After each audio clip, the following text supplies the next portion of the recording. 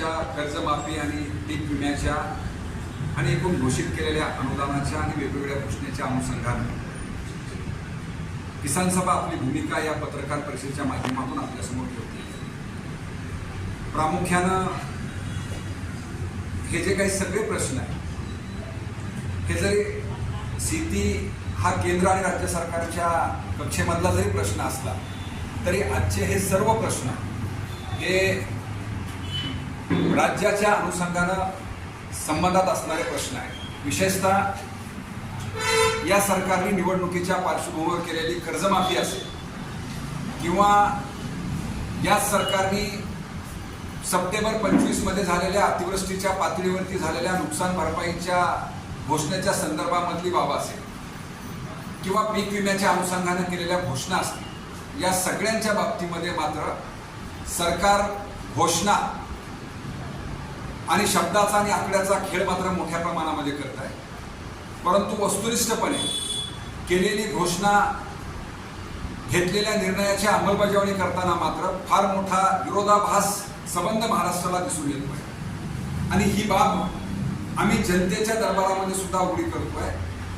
आणि बीड जिल्ह्यामध्ये तर विशेषतः प्रामुख्यानं जो 2025चा पीक विमा असेल किंवा सप्टेंबरमधली अतिवृष्टी असेल किंवा या सरकारनं घोषित केलेल्या कर्जमाफीच्या अनुषंगाने बीड जिल्ह्यातल्या वेगवेगळ्या लोकप्रतिनिधींना भेटण्याचा निर्णय किसान सभेनं जाहीर केला।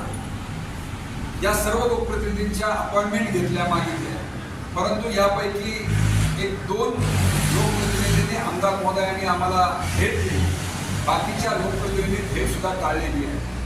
आणि म्हणून किसान सभा जाहीरपणे या माध्यमातून आम्ही सांगतोय की जर आपण या घोषित केलेल्या सरकारच्या निर्णयाप्रती जे पावसाळी अधिवेशन चालू आहे, उद्याच्या 10 तारखेपर्यंत अधिवेशन चालणार आहे असा प्रोग्राम या सरकारने जाहीर केलेला आहे, तोपर्यंत या बीड जिल्ह्यातल्या सर्व लोकप्रतिनिधींनी जो या जिल्ह्यातल्या बहुसंख्य शेतकऱ्यांचा प्रश्न या कर्जमाफीशी, पीक विम्याशी आणि घोषित केलेल्या अनुदानाशी आहे, त्या अनुषंगानं विधानसभेच्या पटलावरती आपली भूमिका आणि आपली मागणी शेतकऱ्यांप्रतीची बांधिलकी दाखवावी अशी अपेक्षा पुन्हा एकदा किसान सभा करते आहे।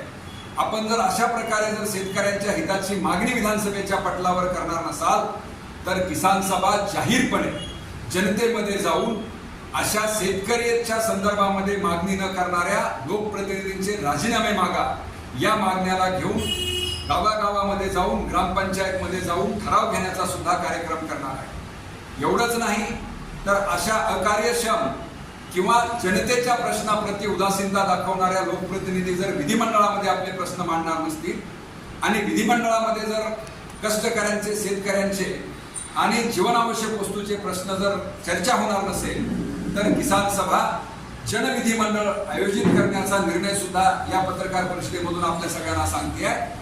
आणि बीड जिल्ह्यातल्या सगळ्या शेतकऱ्यांना एकत्र करून आमचे प्रश्न जर विधिमंडळामध्ये आमचे आमदार आणि आमचे लोकप्रतिनिधी जर मांडत नसतील तर ही जनविधिमंडळ आम्ही नक्कीच लवकरच घेऊ आणि या जनविधिमंडळामध्ये आमच्या प्रश्नांचा चर्चा करून, जनजागरण करून येत्या काळामध्ये या सरकारच्या शेतकरी विरोधी धोरणांच्या विरोधामध्ये मोठं आंदोलन उभा करण्याचा निर्णय किसान सभेने घेतलेला आणि हे आज आम्ही या पत्रकार परिषदेमधून घोषित करतोय। एवढंच सांगण्यासाठी आम्ही आपल्याला निमंत्रित केलं होतं, त्याबद्दल आपले धन्यवाद। नेमकं तुम्ही जी आमदारांच्या विरुद्ध जनतेमध्ये जनजागरण जी सभा घेणार आहे नेमकी कुठं मंदिरावर घेणार? गावामधल्या चौकामध्ये, मंदिरामध्ये, ग्रामपंचायतच्या आवारामध्ये असेल, जिथं जिथं कुठं लोक असतील त्या ठिकाणी जाऊन आम्ही आव्हान करणार आहेत की तुम्हाला जर हे प्रश्न आपल्या जिव्हाळ्याचे वाटत असतील, गावातल्या गटातटापेक्षा, पक्ष जाती धर्मापेक्षा कर्जमाफी, पीक विमा आणि नुकसान भरपाईचा अनुदानाच्या रकमा जर आपल्याला मिळवायच्या असतील तर एकजुटीनं आपण ग्रामपंचायतचे ठराव घ्या आणि या आमदारांच्या राजीनाम्यासाठी आणि आमच्या केलेल्या घोषणेच्या अंमलबजावणीसाठीच्या निवेदनावरती सह्या करा। अशा प्रकारचं जनजागरण आम्ही बीड जिल्ह्यातल्या गावागावामध्ये करणार आहोत। त्या गावच्या ग्रामपंचायतला तुम्ही काय आव्हान करणार आहात? नक्कीच त्या गावच्या ग्रामपंचायतचे सरपंच, उपसरपंच, ग्रामपंचायत सदस्य आणि एकूण सर्व नागरिकांना, विशेषतः शेतकऱ्यांना आणि शेतकऱ्यांच्या तरुण मुलांना सुद्धा आम्ही या प्रकारचं आव्हान करणार आहोत। ग्रामीण भागाच्या ग्रामपंचायत आमदारांकडून आमदार फंड घेतात त्या ग्रामपंचायत तुमच्या बाजूने ठराव देतील असं तुम्हाला विश्वास आहे? एक नक्की आहे, आमदार साहेबांचा किंवा आमदार निधीचा फंड हा गावातल्या एखाद्या दुसऱ्या किंवा लोकांना जरी किंवा गुत्तेदारांना मिळत असला तरी गावामधले हजारो आणि शेकडो शेतकरी जे आहेत त्यांचा मात्र या प्रश्नाशी जीवन मरणाचा प्रश्न आहे. आणि म्हणून आम्हाला विश्वास आहे की गावातले लोक दबाव आणून तो ठराव घेऊन देतील असा विश्वास आम्हाला आहे.